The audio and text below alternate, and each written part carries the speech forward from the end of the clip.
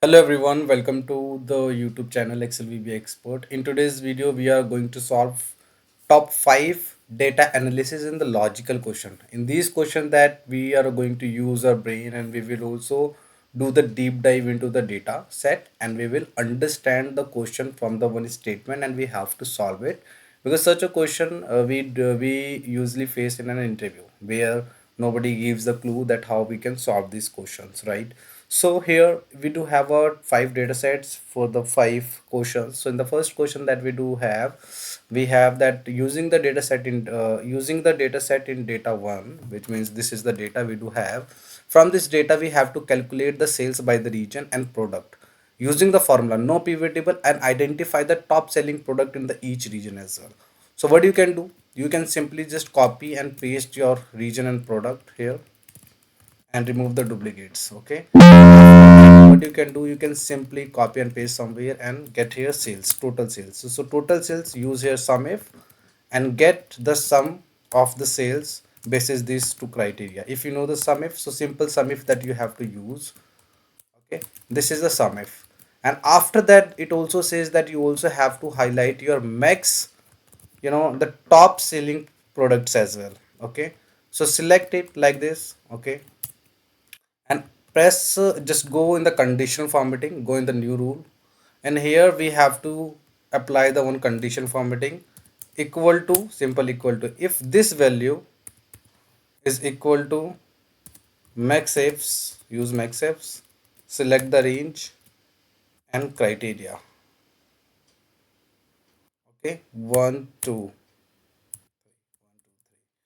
Then what I would like to color those cells with yellow. Click OK. Okay, and I will attach this file in the description box. From there you guys can download it for your practice. So click now on OK. As soon as you will click here, these are the top, highlight top products, okay, where we have more sales against each region. Okay, for the south we do have a tablet, for north we do have a laptop, for north again we have a laptop, and for west we do have a tablet, for east we have a keyboard. So these are the highlighted cells are the those regions, okay, where we have more sales against the respective products, right? So again, let's go for the question number 2.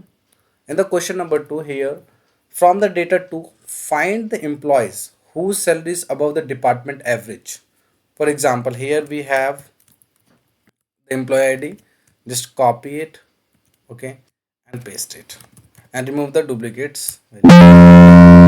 So what we can do, we can directly solve here. So here, right here, average salary. So here you have to do the average, you have to get the average salary of the department like this. So this is the average salary we do have against this department. Here we have to give the condition check. Okay, if this employee salary, actual salary, is greater than the department average salary, then it should be greater than department salary, else less than, yeah, else okay. So we have to only look at the cells where the average salary of the department is lesser than the actual salary of the employee. So here we have around 250 2516 employees where the salaries are greater than the average salary of the department where they are working. So this is how that you will have to use your brain. So this is the actual salary, and against this that we also have a department, we have extracted out the average salary of the department, and basis that we have applied the condition that if the actual salary is greater than the average salary, then it should be greater than department salary, else there is no issue, which we have remarked as okay. Okay, this is the question number 2. Now let's move to the question number 3. In the question number 3, here we have a question that create a formula that returns the latest order date for each customer. So here we do have a customer, so just copy it and paste it somewhere and remove the duplicates. Here, latest order date. So simple, we do have a multiple entries of the one customer. So simple, right here equal to max ifs. So the maximum date you can extract out from the B column. This is the criteria range and the criteria value. And now this is the latest order date. We will also check it. Now what we can do, we can simply check the first customer, filter out the first customer 160, and this is already sorted, okay, from ascending, from oldest to newest. Okay, so here the latest order date is, I see, the 14th of July 24. So this is 14th of July 24. This is a simple formula that you have to use, okay, to solve this question. Question is not that much tough, but when you read it with no clue, then it sometimes makes us to feel that no, it is little tough, but it is actually not. Okay, so this is the question number 3. Now let's move to the question number 4.